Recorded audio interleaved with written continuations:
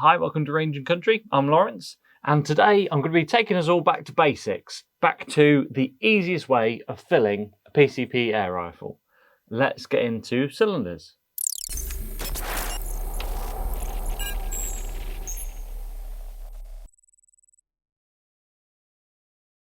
So in this video, as I said in the sort of pre-intro, I'm going to take us all back to basics, go through how a cylinder works, what it is, what all the numbers mean, what you need to do in terms of safety and keeping it stored, and exactly how easy they are to use.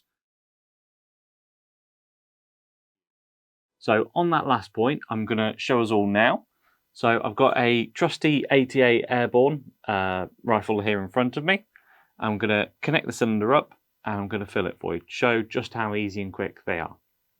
So I've got the ATA specific filler on the end of here, this little brass section. I'm going to pop it into the ATA's fill port. Now, this is the part that will be different on each rifle. Sometimes there are a brass probe that goes in, sometimes it's on the end, sometimes it's at the back.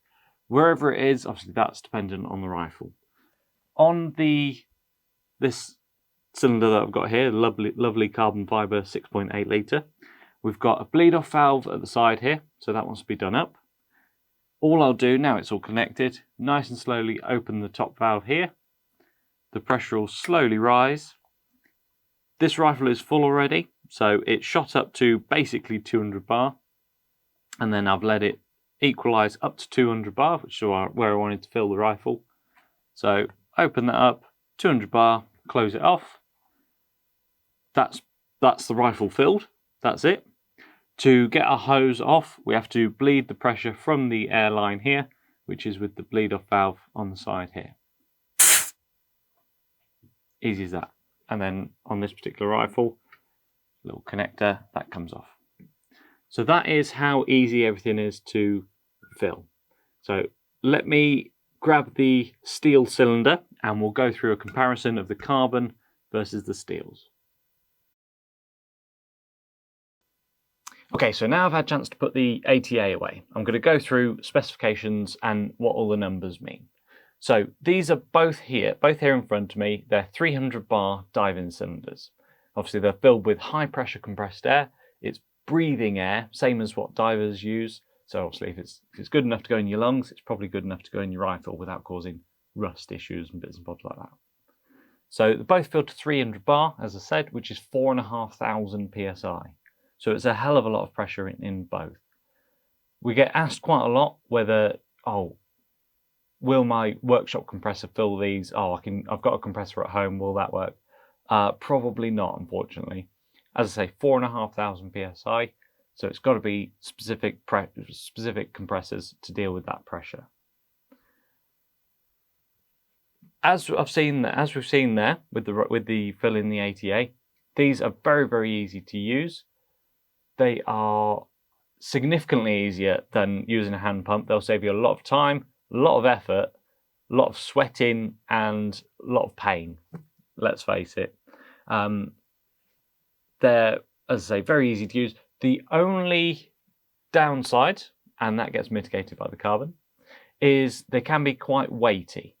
So the steel bottles, for direct comparison, this is a 7 litre cylinder and this is a 6.8 litre carbon cylinder, basically the same size.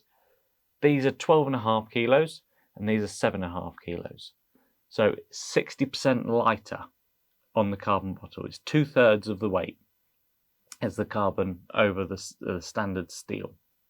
So at 7.5 kilos, you can pick that up quite readily, quite easily. Take that down the range, fill your rifle up all morning, and you'll be good for, quite a few shots, a few thousand shots out of one of these. Obviously, the trade-off with the carbon bottle then is that they're a little bit more expensive than the steel. Currently, as we stand, we're about £300 for the carbon and about 250 for the steel. So yes, there's a little bit more expensive with the carbon, but it's not too much more considering the ease. In terms of safety and in terms of storing these cylinders. Obviously, your hand pump you can just chuck in the corner. I probably wouldn't advise that, but you could certainly have that. You could certainly keep that in the shed without too much of a problem. But these, I certainly wouldn't. They want to be stored upright in a sort of temperature-controlled environment. So ideally, they want to be in the house, or if you've got a sort of nice, well-insulated man cave, then ideal. You're very, very lucky. So stored upright. They do have a 5-year test on them on these valve types here for our 300 bar uses. So every 5 years they need sending off to a certified diving cylinder tester. We can get that done, but obviously it's additional cost and stuff. But it's only every 5 years, and when it's done, it's done. Obviously, it saves you a lot of time every single time you go to fill it. So I think that's a worthwhile trade-off. As I mentioned in the intro, different valve types. So our standard ones here, they are what's called a DIN fitting, DIN. That is basically the size of that thread there. You can also get a clamp, which would be only on the 230 bar cylinders, which sort of goes over and sort of locks on.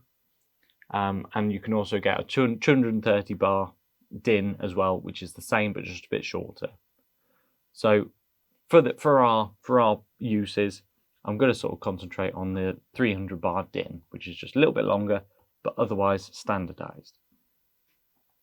When looking at a cylinder, to buy, wherever it may be, one thing that's important to note is it has to have a gauge. You very much need a gauge so you can see exactly how much pressure you put into your rifle, and you also need a bleed off valve on the side here. As we can see from this one, Blue Peter style, this one doesn't have a gauge and it doesn't have a bleed off valve. So if we wanted to use that to fill a rifle, we would need a hose with a valve with a regulator on it to be able to bleed the pressure off and see exactly how much we've got in it. This has been a bit of a whistle-stop tour of cylinders. I'm trying to keep it concise here. I've got my little notes that I'm trying to sort of get through and rattle through. If there's anything I've missed, any other questions that you've got, please do drop it in the comments. We'll have a look at it below and we'll get back to you there. But otherwise, thank you very much. We'll see you in the next video.